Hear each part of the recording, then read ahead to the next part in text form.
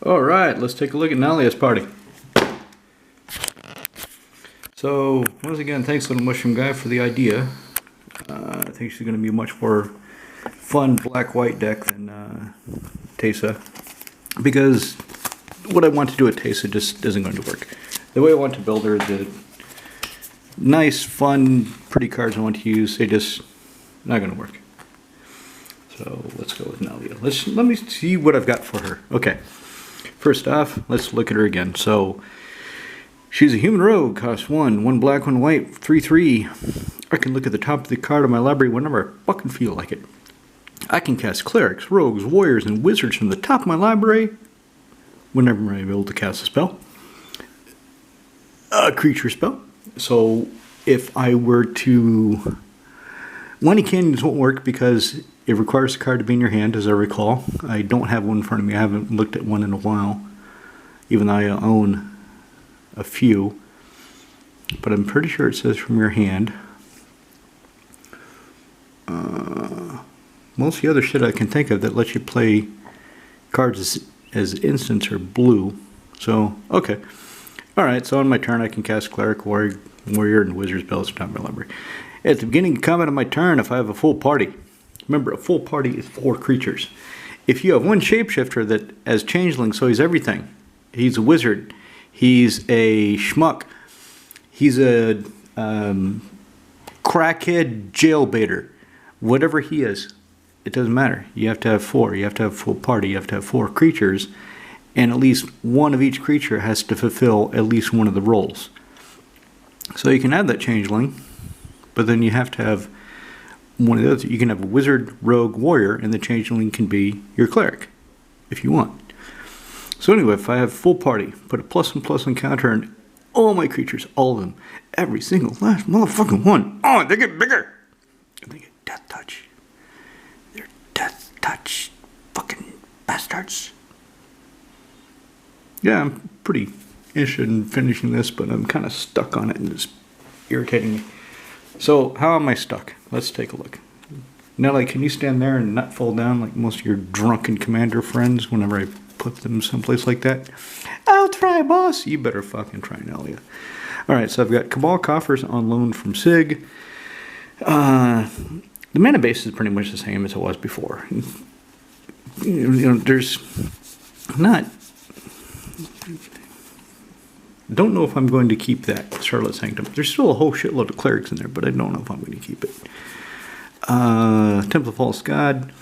Some dude, one of the newer housemates recommended I cut Temple of False God. He gave me the mathematical percentages of when it'll work, when it won't.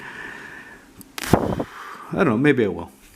But, yeah, at least as long as I have one temple and mostly a cleric deck, it kind of fits. And a shrine, a temple and a shrine. Because, as everybody knows, once you build your holy site, then you need to build a shrine, then you can build a temple, or whatever level you're at, whatever religion you are. So I'm missing 2 lands. I've got 36 lands here. And I need to put 2 more in. One of them is going to be Orzhov Basilica. I'm going to go ahead and get one of those full... I didn't know it was out. I didn't realize it existed. But there's a full art, really pretty Orzhov Basilica from some fucking set. I think Double Masters. And it was cheap, so I ordered one. When that comes in, it will slot right in here. The other one will likely be a basic land. Which one? So there's 8 swamps, 10 plains right now. If there's more black pips than I think, when I count my pips, I'll put the swamp in. If there's more white, I'll put the white, the plains in. I don't know. So anyway, I'm just going to move this back a bit because I need some room. Alright, going with this bat, Arcane Signet. I just think it's cute. So, Mana Rock, Greaves. If I've got a full party, and if I play a big creature, I want to swing with it. I want to punch somebody in the fucking head. And it protects Nalia. She can put on her pretty boots. Mana Rock. Alright, since I can screw at the top of my library, I can look at the top card of my library whenever I fucking feel like it.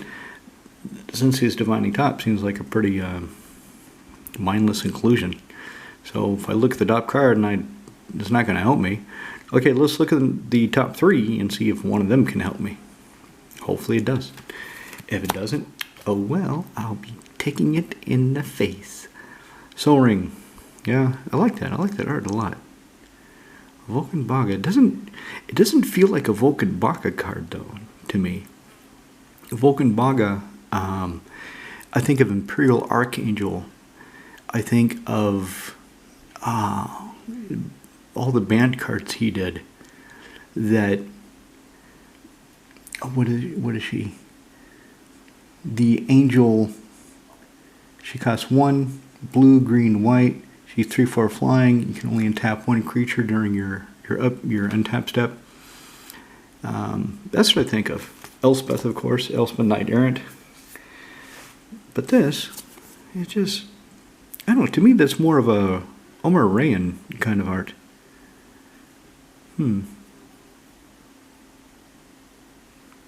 Anyway. So another mana rock. Okay, I'm going to keep Astriel's got a packet. Got a package? Yeah, Athriel's got a package. He works for UPS now. So, I figured keep it in here, if nothing else. So he's indestructible. He can get big if I hit devotion. And he gives my opponents just something to think about if a creature I control dies. So I can either get it back and do something dirty with it again, or they can just suck it up and pay through life.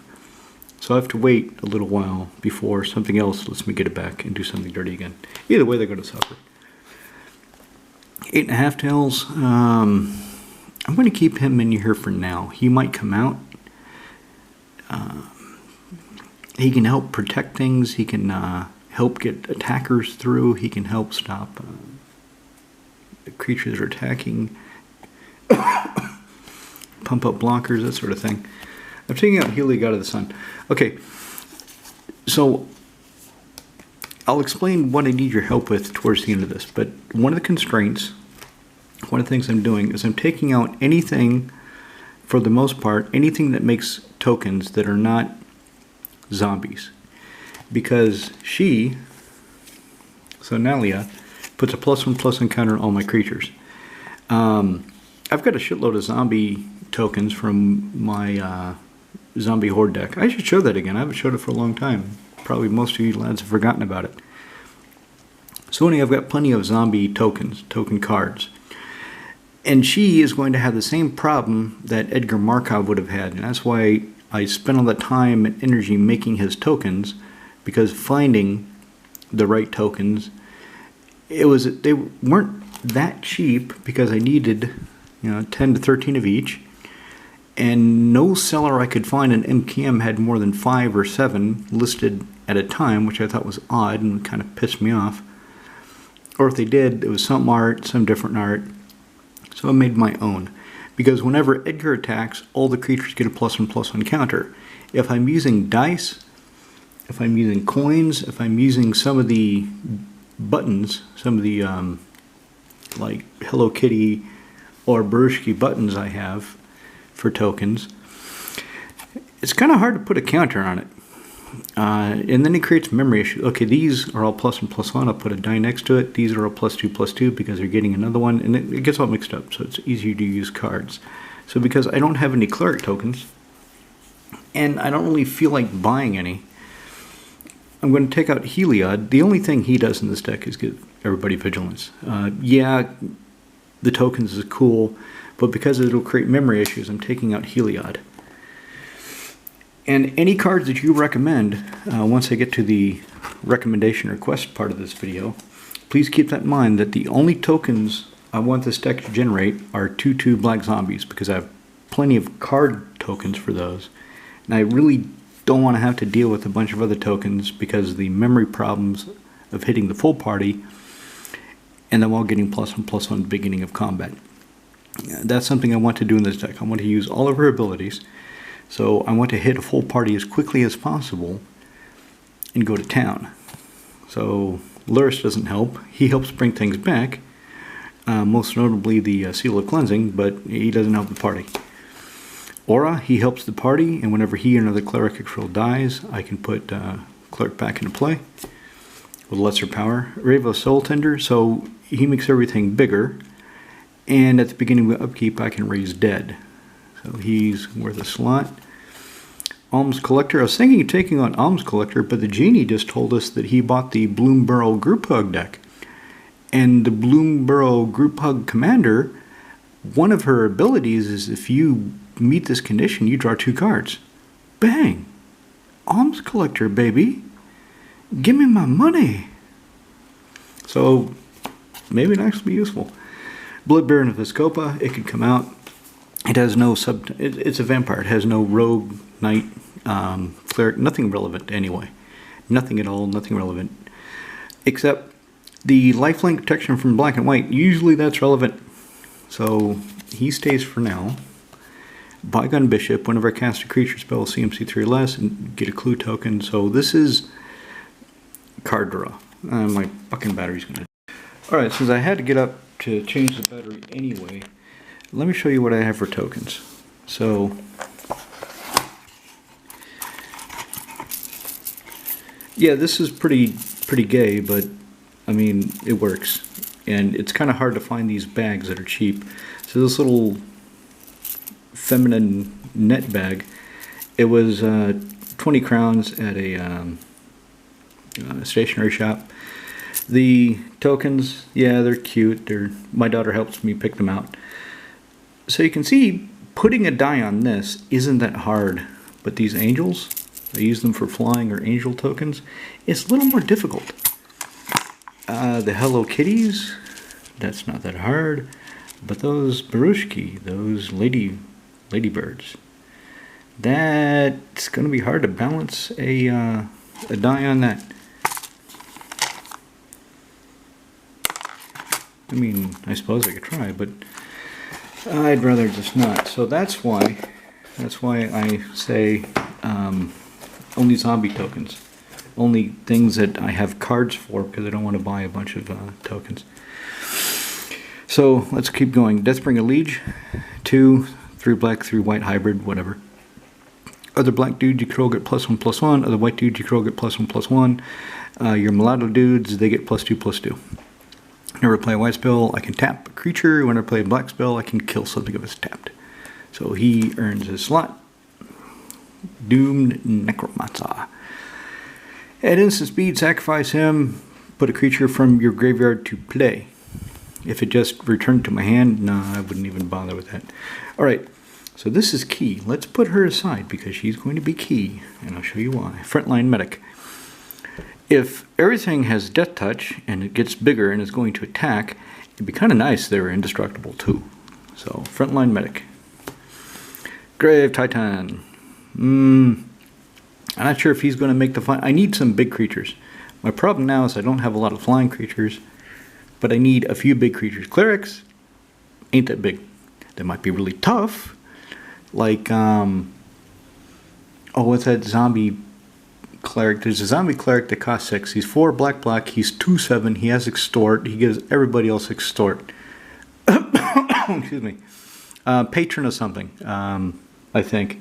Anyway, that bastard, so he costs 6. He's a 2/7, so he's tough, but he ain't big. He's not a credible threat if I'm going to attack. Unless I'm playing Icarus Siddiqui Sidarakondo, in which case he will attack and do damage according to his toughness, making him effectively 7/7. So then he's a threat. But in this deck, no.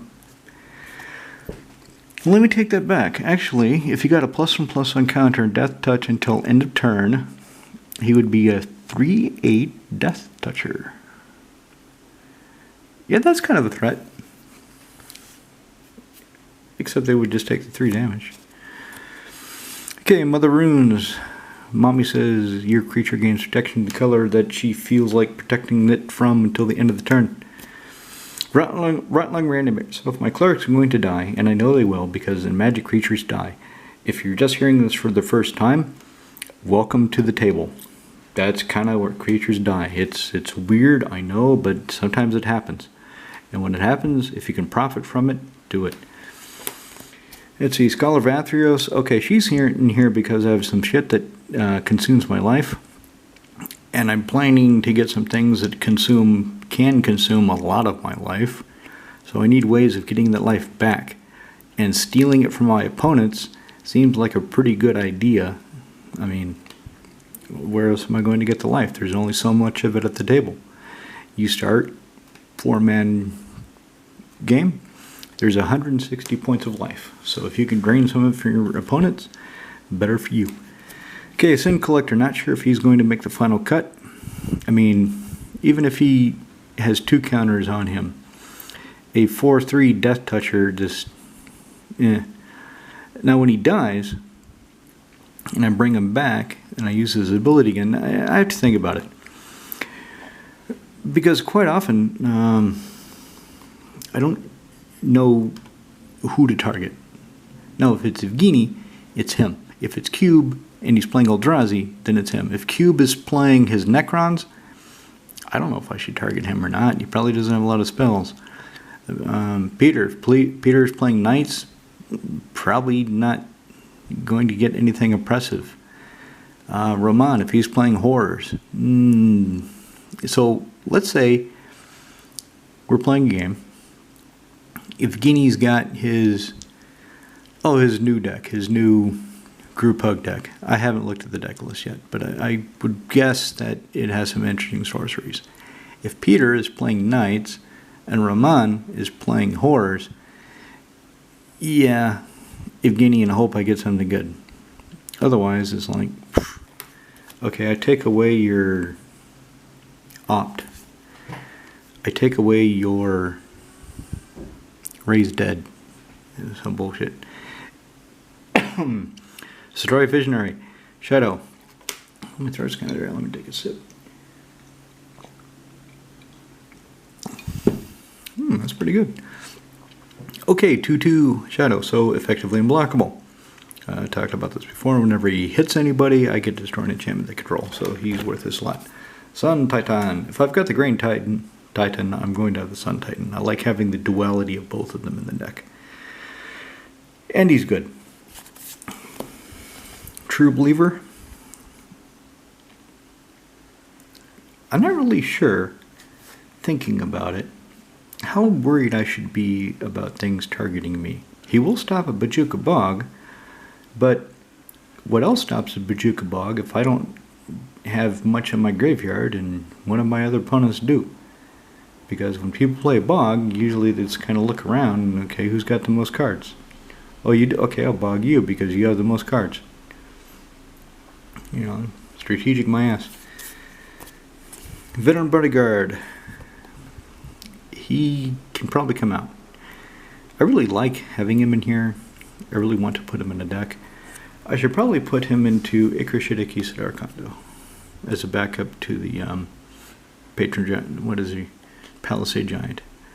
So Palisade Giant takes all the damage. I think she costs 6, and I think she's a 6/6 or 4/6.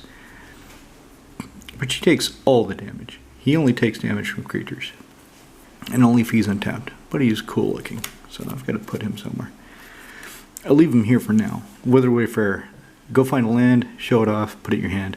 Only if somebody has more lands than you. So, another reason for the bounce land.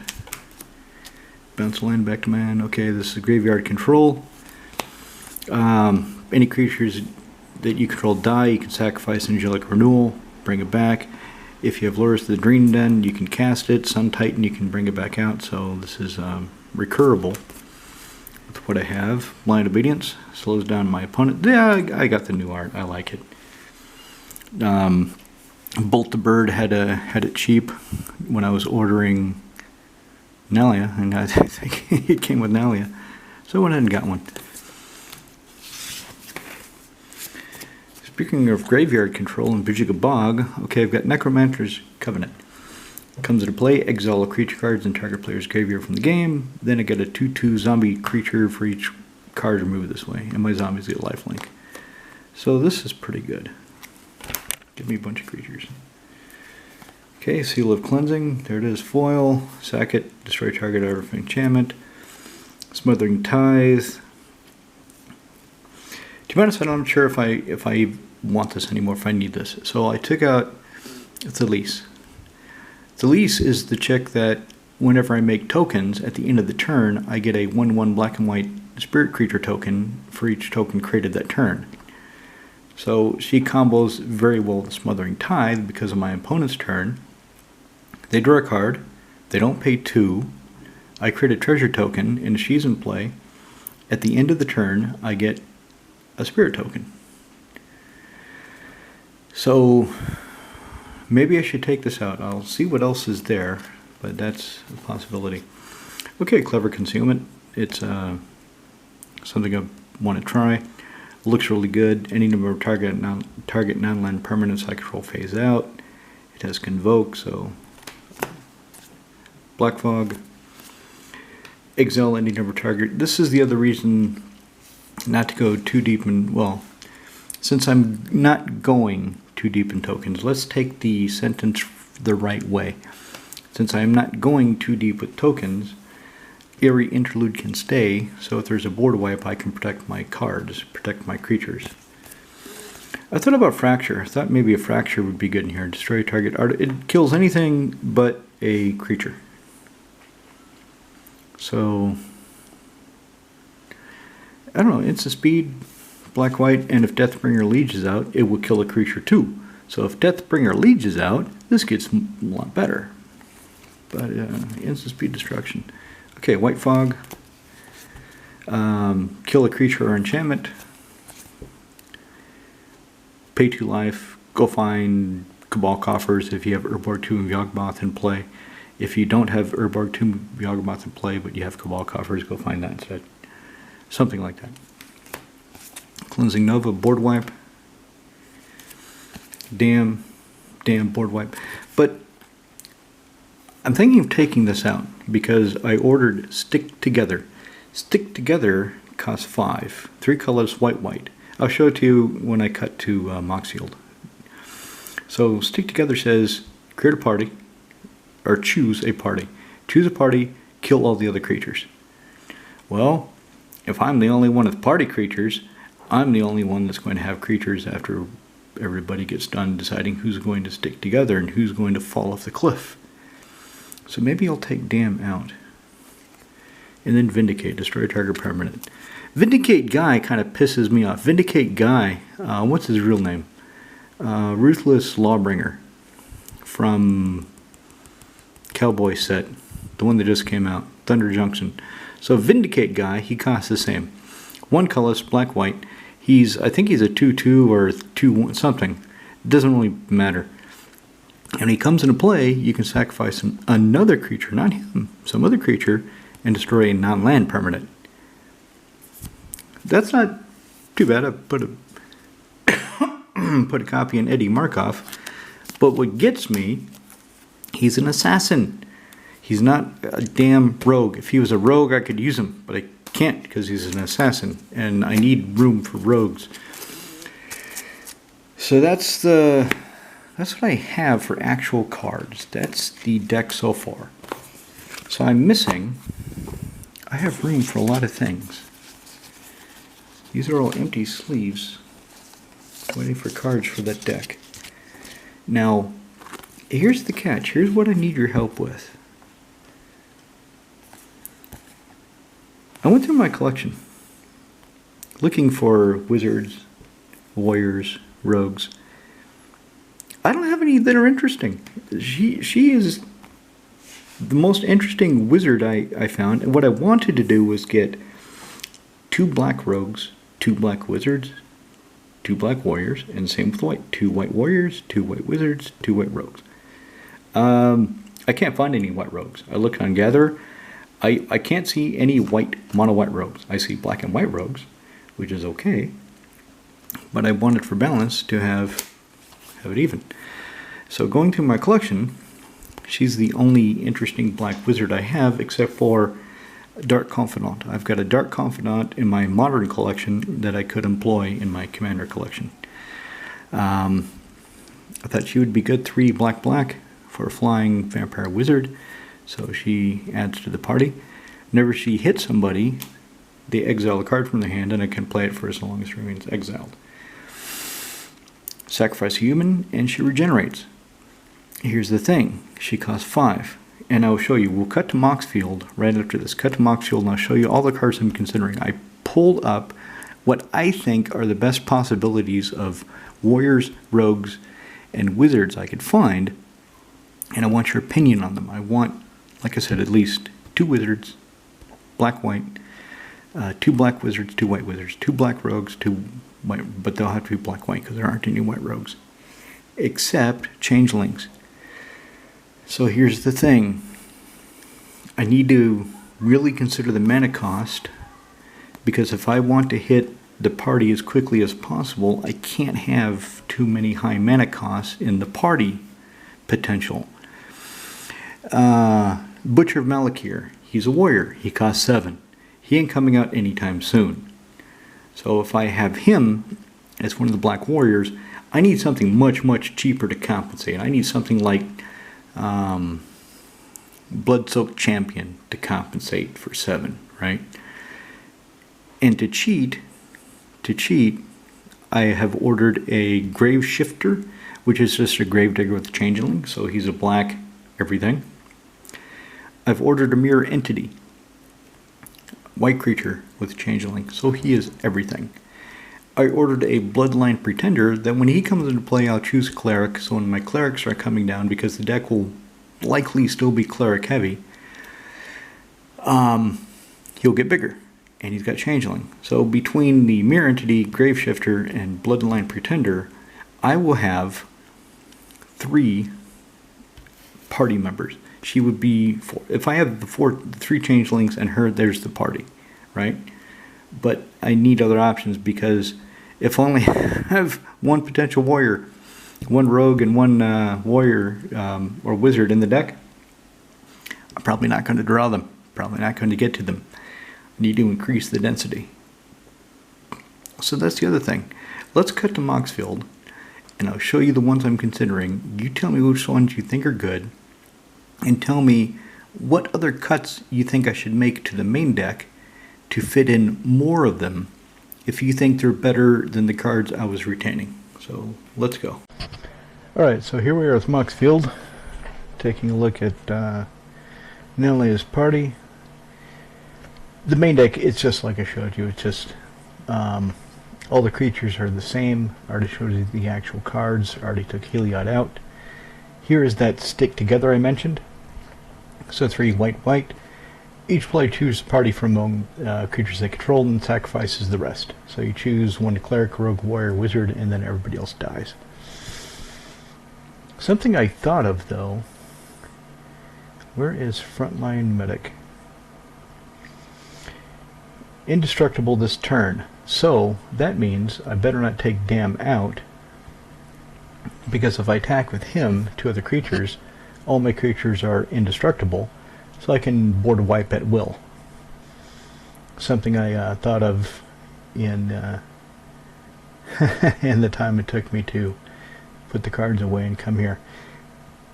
So here's the other thing. I've got this on order. I don't actually have it yet, but it's coming in. Black Market Connections. I can't remember who recommended it. Somebody recommended this to me. This is not my idea, but it's a good idea. At the beginning of your pre-combat main, choose 1 or more. Sell Contraband. You get a treasure token, lose 1 life. Buy information, draw a card, you lose 2 life.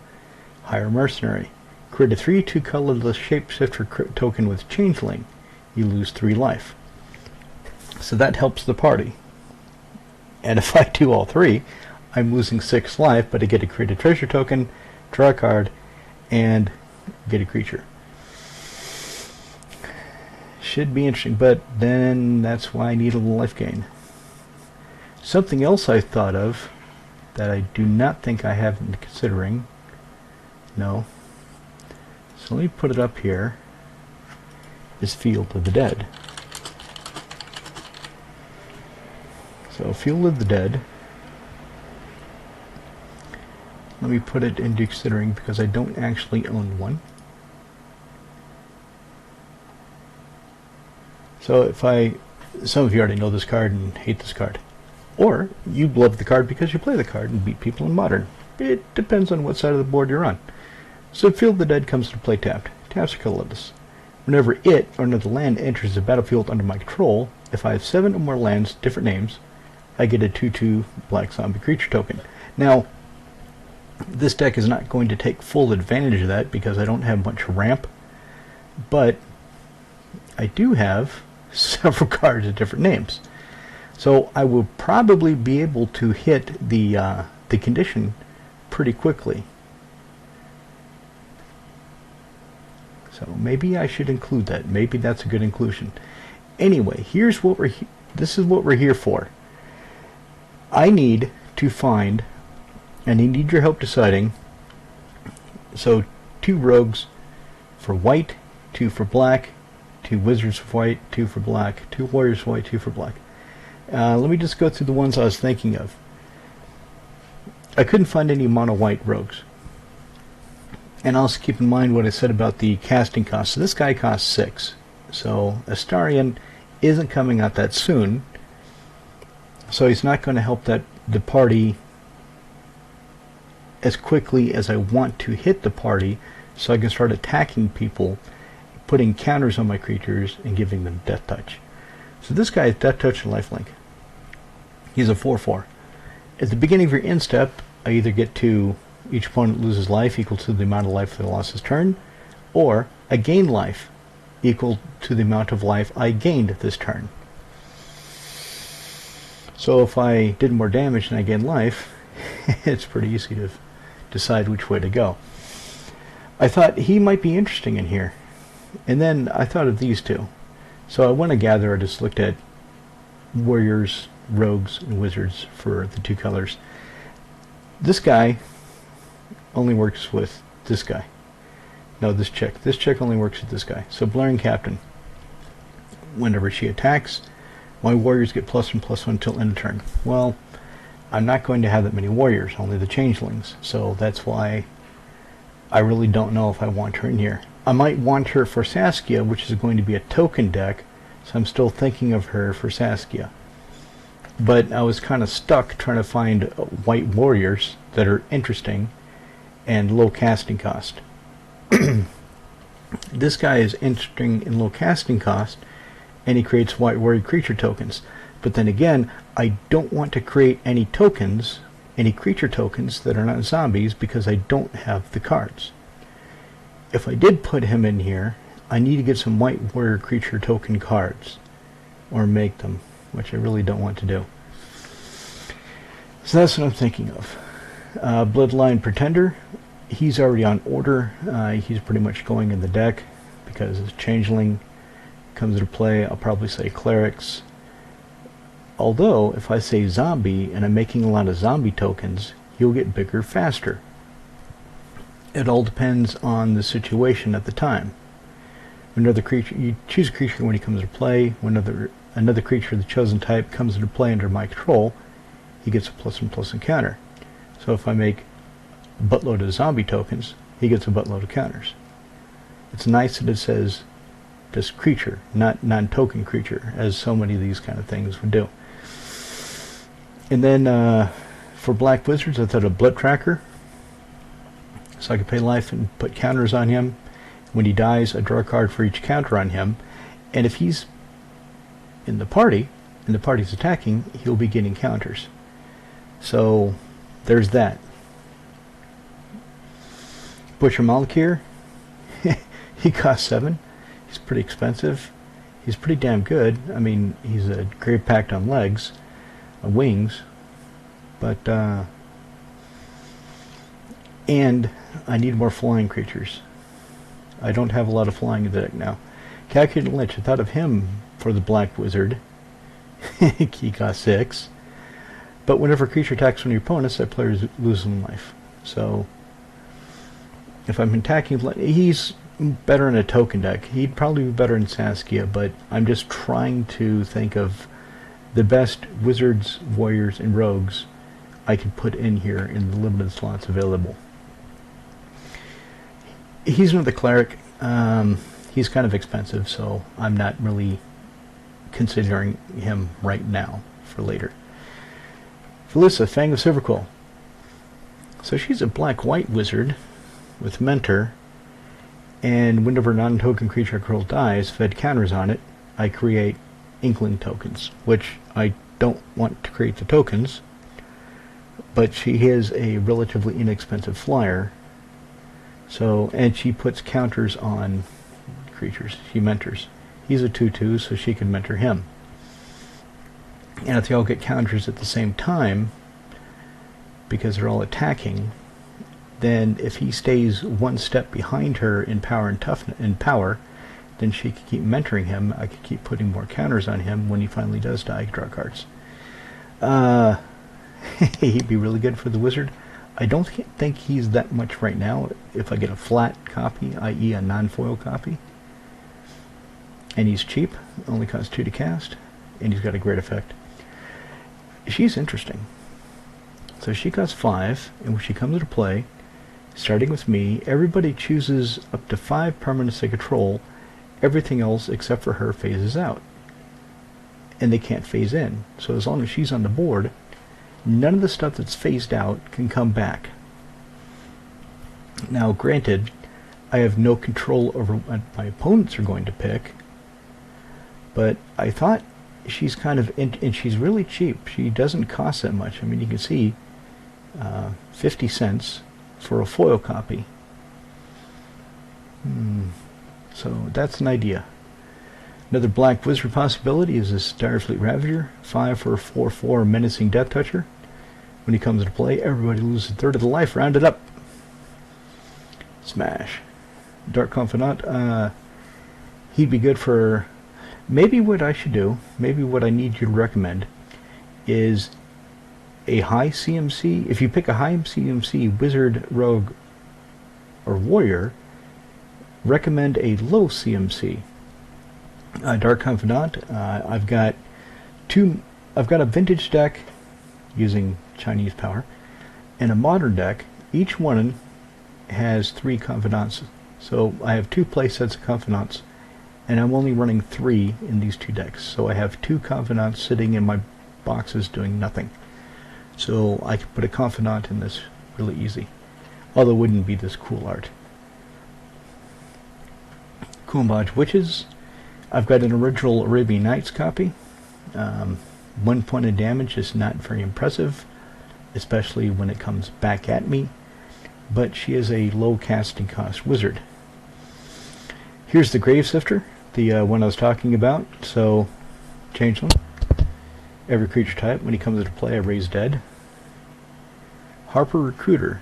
I thought of her for the Human Warrior, so whenever she attacks, look at the top 4 cards in my library, and I can choose a party member from among them and put them in my hand. Put them. So if I get lucky, and I look at the top 4, and I have, say, a warrior and a rogue and a cleric, I get to put all 3 of those in my hand. And she's only 3 casting cost. So I'm kind of thinking she should be one of the warriors. Heliod, so I took him out because I don't want to deal with anything, like I keep saying, for the memory issues. I don't want to deal with tokens that I don't have cards for. Hero Precinct 1, cheap human warrior. She makes human creature tokens. So, probably more for Saskia. Jazzo Goldmane. So, could be the White Warrior. 4 for 4/4 first striker, and then my attacking creatures get bigger. I spend 5, activate them, where X is the number of attacking creatures. So if I attack with 4 creatures, for 5 I can give them all +4/+4, including him. So he'd be an 8/8 first striker. Could be kind of dangerous. Mentor the Meek, that I just put it from main deck to considering. I'm not really thinking of putting him back because he's a soldier. He doesn't really fit the theme. There's the Mirror Entity that I'm thinking of, that I've already ordered. I'm not thinking of anything. He's on order. He's going in the deck. Seasoned Dungeoneer, another idea for the White Warrior. When he comes into play, take the initiative. I don't care about that. Whenever I attack, target attacking party member gains protection from creatures until end of turn. Then it does some other bullshit. But the protection from creatures until end of turn, that's pretty damn cool. So they can't be blocked. Rumor Gatherer. Thought of this for the White Wizard, one of the White Wizards. So whenever another creature comes into play under my control, scry 1. If this is the second time it's resolved, draw a card. And it doesn't say token. I like it. I like it a lot. It doesn't say token. So if I play Grave Titan, or if I attack with Grave Titan, 2 creatures come into play under my control. So I scry 1, and then I draw a card, because it'll be the second creature. Unless it counts those creatures coming into play, if they all come into play at the same time, if that counts as one instance of another creature entering under my control, then I just scry 1. I need to read up on that. Let me take a quick sip.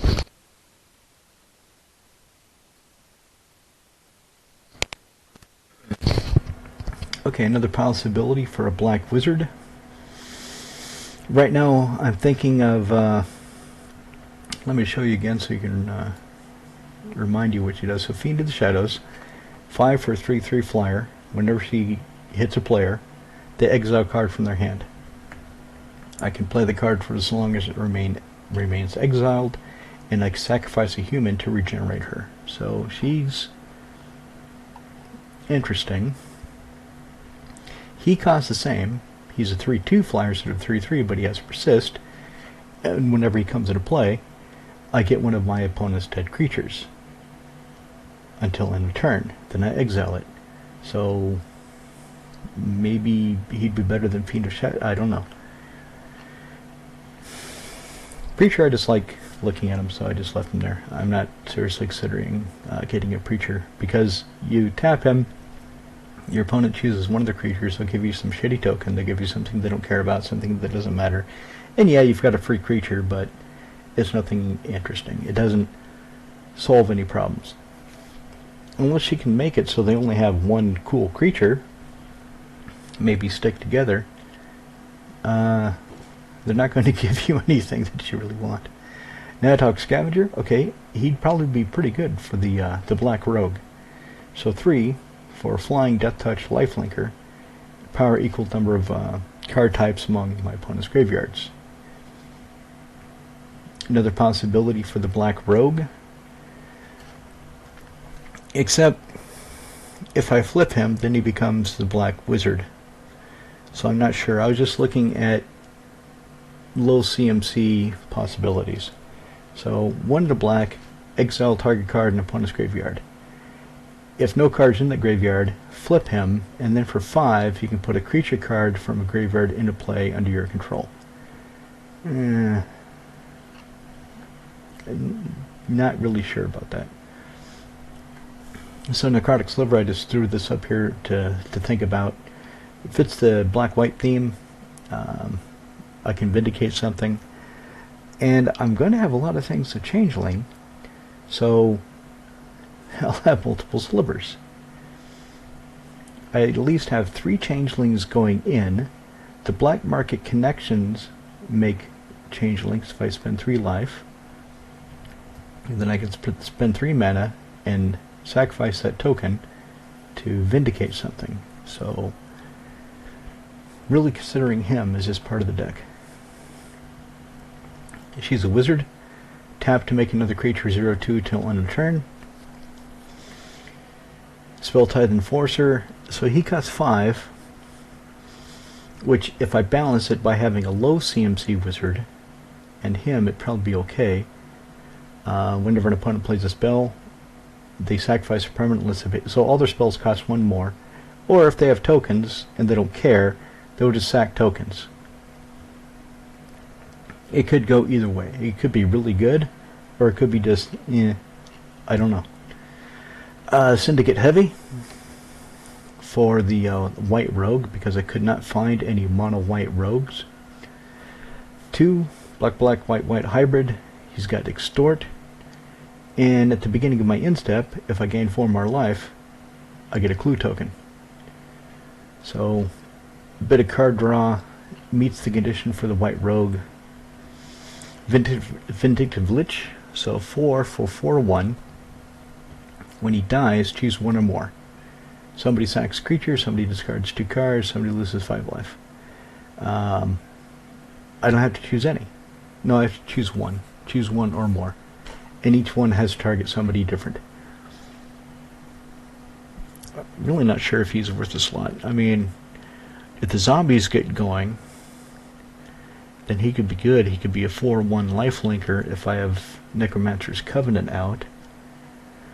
And he meets conditions for the Black Wizard. Okay, last Black Rogue that I'm really considering is Zulaport. I should just get one. I really want the Secret Lair art though, except it's €20. And I already hit my budget for this month. Not that that typically stops me, but it should. So of course, whenever he or another creature I control dies, each opponent loses 1 life and I gain 1 life. So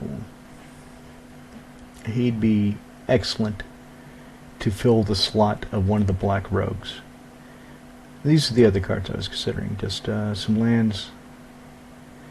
I was considering this when it was more of an enchantment heavy deck. Now that it's not so enchantment heavy, I'm not really arsed about it. Field of the Dead, you just saw me put that in there. So that's where I am.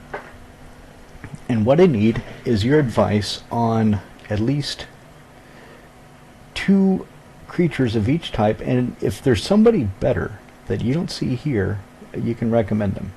But 2 white wizards, and I can cheat with hybrid because, or white rogues. I didn't find any mono white rogues, so that I can cheat with hybrid. But 2 white rogues, 2 black rogues, 2 white wizards, 2 black wizards. I should probably have 3 of each, but then I'm looking at 18 cards. If there's 2 of each, then I'm looking at 12 cards. Although not really, because I already have one of the black wizards sorted out. Alright, so let me know in the comments below what you think. And then I'll try to get this finished and play it, because I'm really interested to see if it works as well as I think it will.